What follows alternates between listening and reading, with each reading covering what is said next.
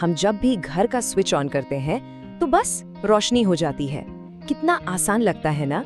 पर कभी सोचा है कि इस भरोसेमंद बिजली के पीछे कितनी बड़ी और कह सकते हैं कितनी खतरनाक व्यवस्था काम कर रही है?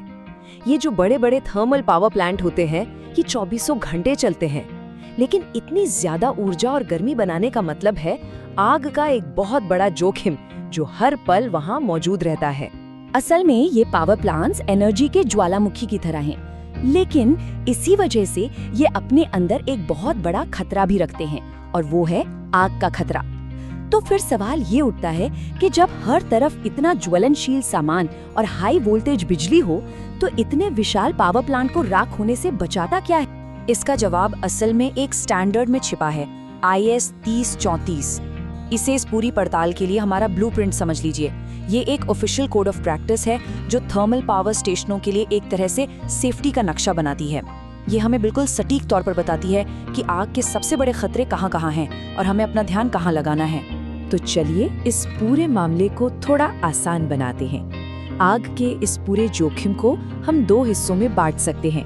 एक तरफ है चिंगारी, मतलब वो जगहें जहाँ से आग शुरू हो सकती है, और दूसरी तरफ है ईंधन, यानी वो चीजें जो उस आग को भड़का सकती हैं। आग लगने के लिए बस इन दोनों का मिलना जरूरी है। तो सबसे पहले चलिए चिंगारी की तलाश करते हैं।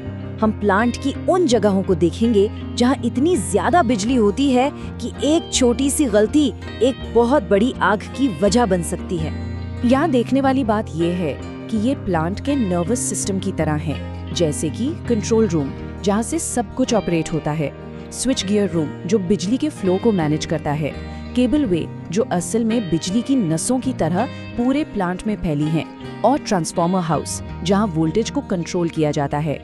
इन सभी जगहों पर जरा सी भी गड़बड़ी एक खतरनाक चिंगारी पैदा कर सकती है। अच्छा, तो चिंगारी की बात तो हो गई, पर चिंगारी अकेले क्या कर लेगी? उसे जलने के लिए कुछ चाहिए, फ्यूल चाहिए।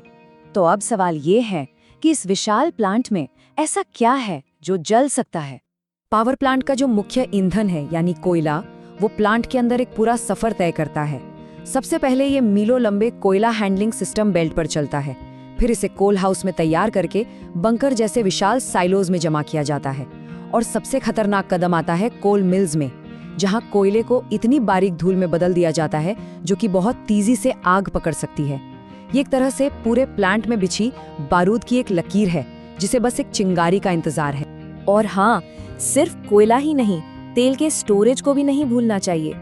मशीनों को चलाने और शुरुआत में आग जलाने के लिए जो तेल इस्तेमाल होता है, जब वो बड़ी मात्रा में एक जगह जमा होता है तो वो अपने आप में एक बहुत बड़ा खतरा बन जाता है।